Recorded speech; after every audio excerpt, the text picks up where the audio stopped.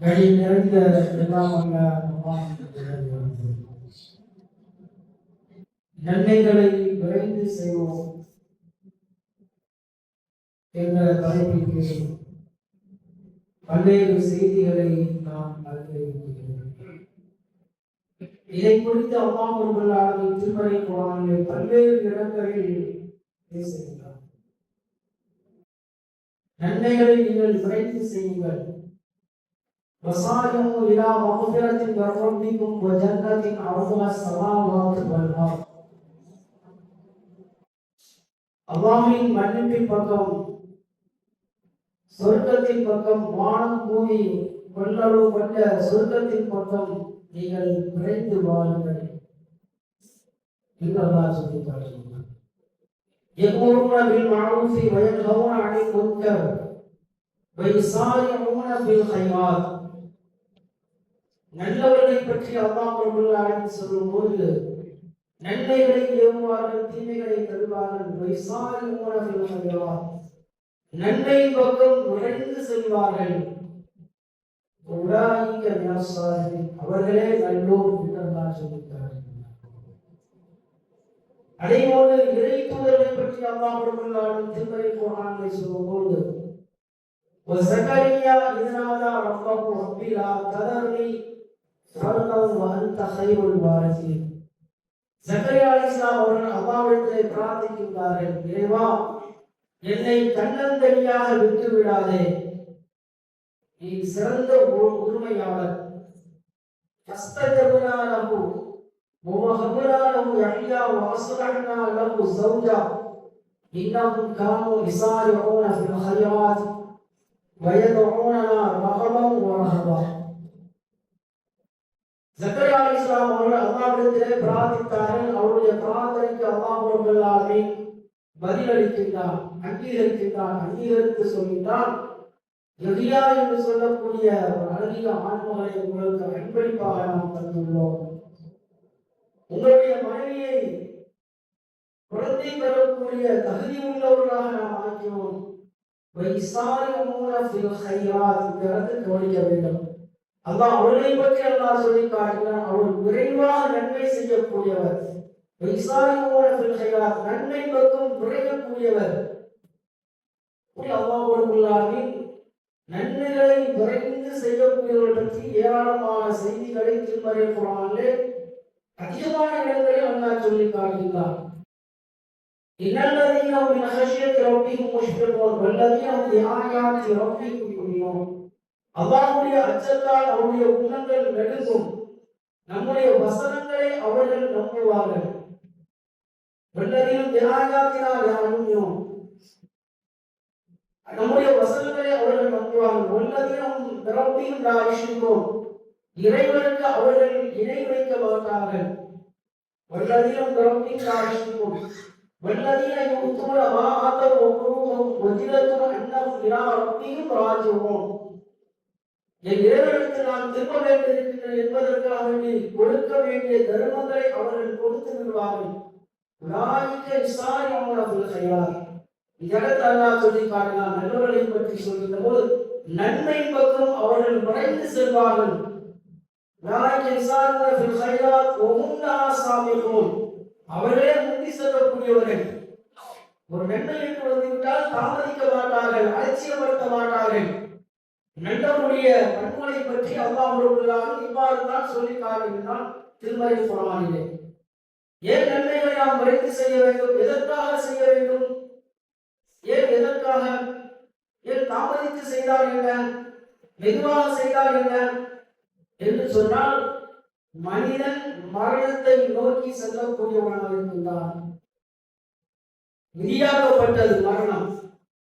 உலகத்தில் பிறந்த அத்தனை மனிதர்களும் ஒரு நாள் மரணிக்கக்கூடியவர்களாக இருக்கின்றார்கள். மரணம் எப்போது வரும், எந்த நேரத்தில் வரும், எப்படி வரும், யாருக்குமே தெரியாது.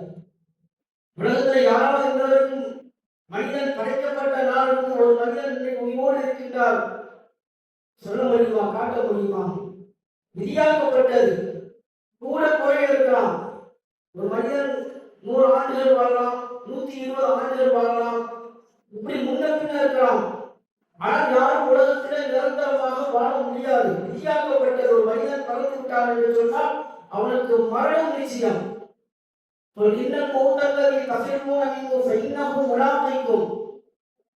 எந்த மரணத்தை கொண்டு நீங்கள் விரண்டு ஓடுகிறீர்களோ, எந்த மரணத்தை கொண்டு விரண்டு ஓடுகிறீர்களோ அது உங்களை சந்திக்கும் என்று சொல்லியிருக்காங்க.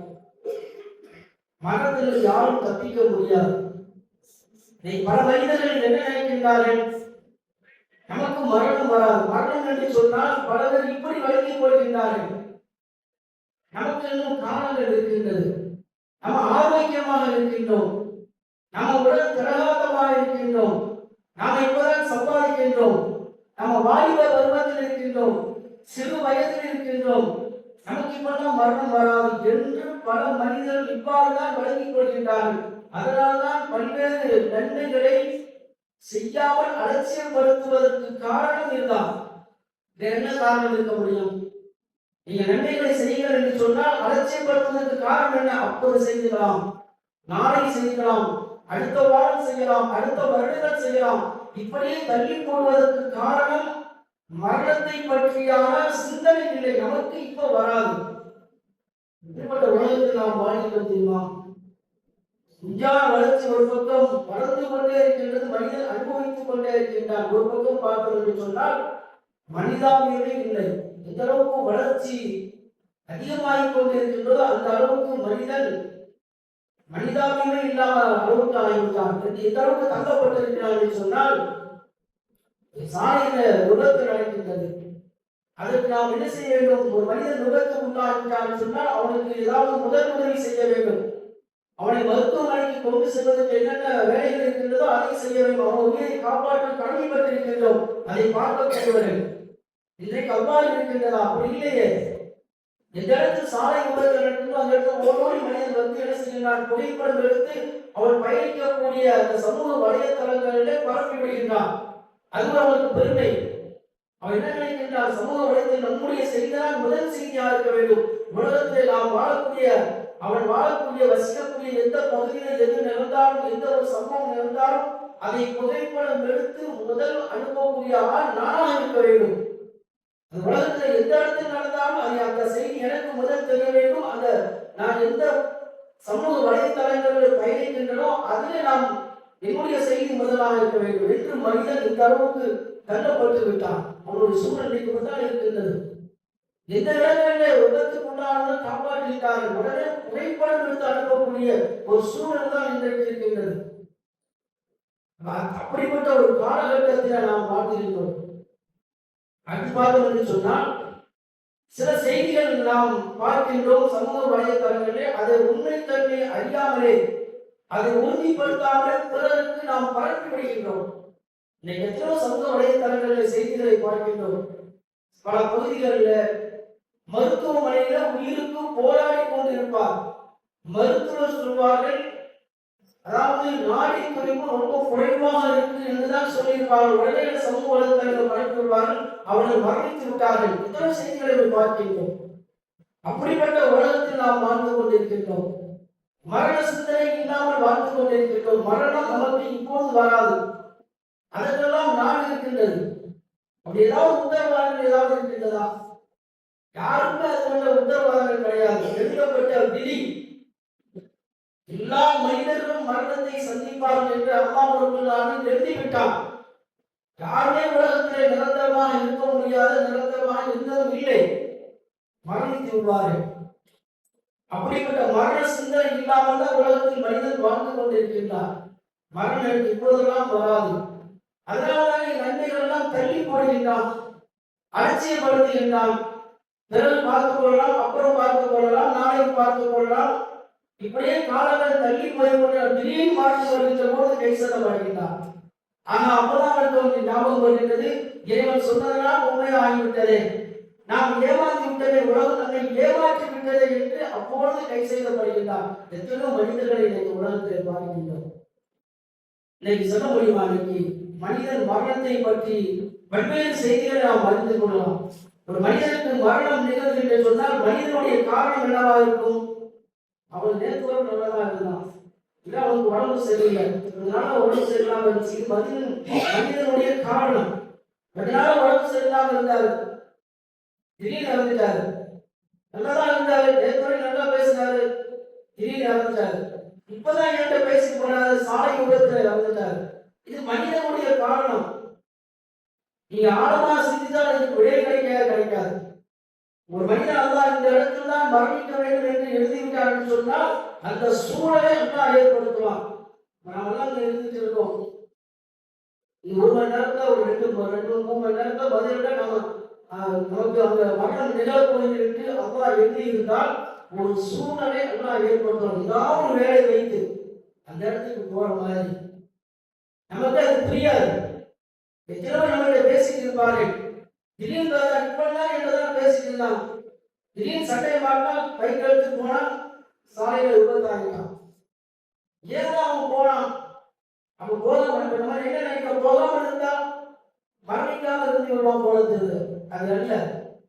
நல்லதாக கூட பேசியிருந்தான், திடீர்னு குளத்துக்கு குளிக்க போனான், நண்பர்களோட போனான், கடலுக்கு குளிக்க போனான், ஆற்றுக்கு குளிக்க போனான், மூழ்கிவிட்டான். ஏன் அவன் போனான்? போகாம இருந்தான் மரணிக்காமல் இருந்திருப்பான். அப்படி நம்முடைய எண்ணங்கள். அப்படி அல்ல. அல்லாஹ் ஒரு சூழலை ஏற்படுத்தால் மரணத்தின் இடத்துதான் மரணம் வர வேண்டும் என்று எழுதி இருந்தால் அந்த இடத்துல கொண்டு அல்லாஹ் அவனை விட்டுருவான். ஏதாவது ஒரு சூழலை ஏற்படுத்துவான். நீ ஐக்கிய அருளின் தமூத் அல்லாஹ் சொல்லி காட்டுகின்றான். நீ ஐக்கிய அருளின் தமூத். ஒரு மனிதன் பூமியில எந்த இடத்தில் மரணிப்பான் என்று யாருக்குமே தெரியாது, படைத்த இறைவனை தவிர. இப்படி அல்லாஹ் சொல்லி காட்டுகின்றான். படைத்த இறைவனை தவிர ஒரு மனிதன் எந்த இடத்தில் பூமியில் எந்த இடத்தில் மரணிப்பான் யாருக்காவது தெரியுமா? படைத்த இறைவனை தவிர யாருமே தெரியாது. அப்ப மரண சிந்தனை இல்லாமல் ஒரு மனிதன் உலகத்திலே வாழ்ந்து கொண்டிருக்கின்றான். இதனால்தான் என்ன செய்கிறான்? நன்மைகளை விரைந்து செய்யக்கூடியவனாக இல்லை, அப்படியே அலட்சியப்படுத்தான். அப்ப திடீர்னு நமக்கு என்ன செய்யணும்? மரணம் நிகழ்ந்துவிடும் என்பதை ஒவ்வொரு மனிதர்களும் புரிந்து கொள்வார்கள். ஆனால் அவன் எந்த ஒரு நன்மையான காரியத்தையும் தள்ளி போட்டுவிட மாட்டான். நாம உடனே செய்யணும். எந்த ஒரு காரியத்தையும் அவன் தள்ளி போட மாட்டான், அவன் அலட்சியப்படுத்த மாட்டான். எந்த ஒரு வழக்கமாக இருந்தாலும் நாம் செய்ய வேண்டும். அல்லாஹ் நல்லடியாருடைய கண்களை பற்றி சொல்கின்ற போது அப்படித்தான் சொல்லி காட்டுகிறான். والذين بربهم لا يشركون والذين يؤتون ما آتوا وقلوبهم وجلة أنهم நாம் மரணித்து விடுவானோ, நான் அல்லாஹ்விடத்தில் திரும்பி விடுவோமோ என்பதற்காக வேண்டி அல்லாஹ் கொடுத்தது எதையெல்லாம் அல்லாஹ் எனக்கு கொடுத்தானோ அதை நான் தர்மம் செய்கிறேன். மரணம் எனக்கு எப்போ வேண்டாம் இருக்கலாம்.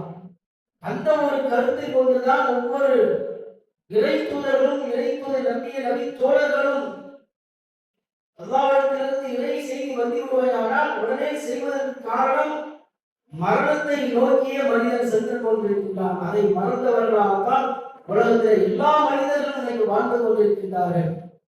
மரணம் வந்துவிட்டால் யாரால் தப்பிக்க முடியுமா? அல்லாஹ்விடத்துக்கு காரணம் சொல்ல முடியுமா? மரணம் ஆள் பார்த்து வருகின்றதா? இவன் இளமனிதாக இருக்கின்றான் என்பதற்காக தள்ளி போடலாம் என்று நினைக்கின்றதா? இல்லை, இவன் படித்தவனாக இருக்கின்றான், இவன் படிக்காதவனாக இருக்கின்றான், இவன் ஆண்களாக இருக்கிறான், பெண்களாக இருக்கின்றான், பணக்காரனாக இருக்கின்றான், ஏழைகளாக இருக்கின்றான், செல்வந்தராக இருக்கிறான், ஆட்சி அதிகாரத்தில் இருக்கின்றான், அதனால் இவனுக்கு இப்ப மரணம் வராது என்று நினைக்குமா? யாரையும் விட்டு வைக்காது. மரண தருவாயில் தான் ஒவ்வொரு மனிதர்களும் நினைத்து பார்ப்பான். ஆகா, நம்ம உலகத்திலே நாம் ஏமாந்து விட்டோமே, அவன் விரைந்து செய்திருக்கலாமே. இதை பற்றி தான் பேசுகின்றான். திருப்பதி போவாங்க. நல்லவர்கள் நன்மை பக்கம் விரைந்து செல்வார்கள், நன்மை பக்கம் விரைந்து செல்வார்கள், தாமதிக்க மாட்டார்கள், அலட்சியப்படுத்த மாட்டார்கள். இன்றைக்கு நாம் அலட்சியப்படுத்தினோம் என்று சொன்னால் இதற்கு காரணம் அதுதான். இதெல்லாம் நமக்கு எப்ப தெரியும்? நம்ம யாருக்கு சொன்ன எவ்வளவுதான் அறிவுரை சொன்னா நமக்குலாம் அது புரியாது. நம்ம இன்னும் என்ன செய்ய அலட்சியமாக தான் இருக்கிறோம். எத்தனையோ மரணங்கள் வீட்டில் நாம் போய் என்ன செய்யணும்? ஆறுதல் சொல்லியிருக்கிறோம். அழுகாதீங்க, நீங்க அவங்க முன்னால போயிட்டாங்க, நம்ம பின்னால போகலாம். வாய் அளவுல தான் சொல்லிட்டோம், மனதளவுல நம்ம நினைக்க போகலாம். அடுத்த நிமிடம் நமக்கு அடுத்த நோய் என்ன நிகழும், நாம் இருப்போமா இருக்க மாட்டோமா என்று ஏதாவது உத்தரவாதம் இருக்கின்றதா? மனிதன் அப்படிதான் இருக்கான். எப்போ உணர்வான் என்று சொன்னால் மரண தருவாயில உணர்வான். அல்லாஹ் சொல்லி காட்டுகின்றான். ஹத்தா இதா ஜா அஹதக்கும் மௌத்,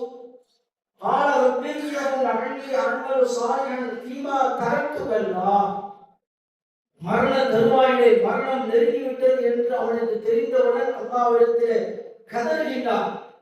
தாண்டி அனுபவம் சாமி தீமா தரத்து வரலாம். இறைவா கொஞ்ச நேரம் நான் அனுப்பிச்சு வைக்கிறேன், கொஞ்ச நேரம் அனுப்பிச்சு வை.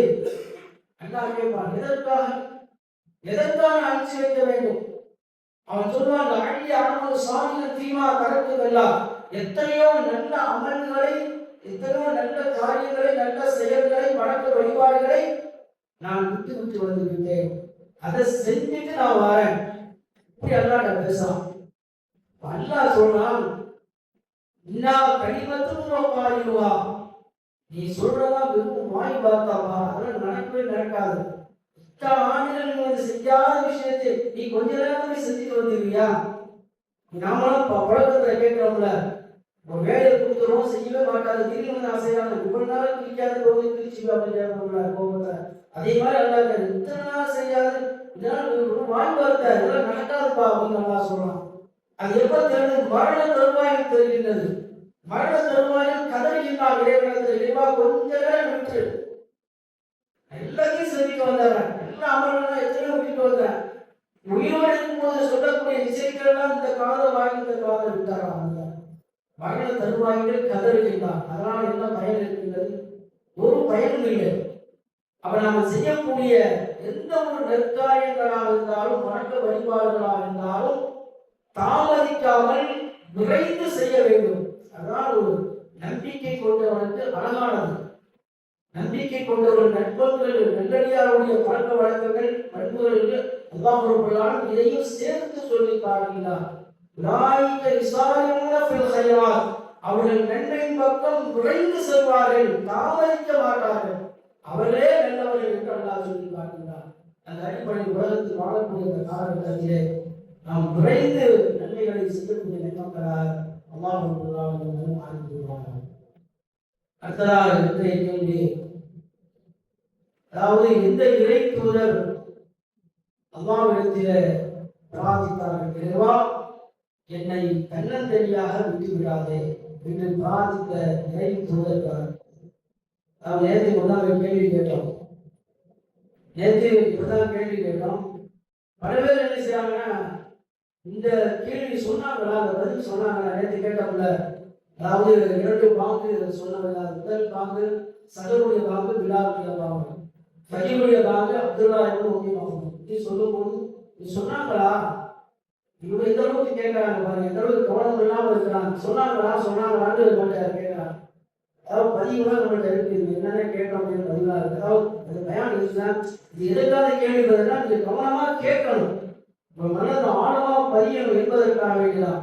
அவன் இன்றைய கேள்வி என்ன சொன்னால், இந்த இறை தூதர் அல்லாஹ்விடத்தில் இவ்வாறு பிரார்த்தித்தார்கள், இறைவா என்னை தன்னந்தனியாக விட்டு விடாதே. பிரார்த்தித்த இறை தூதர் யார் என்பது இன்றைய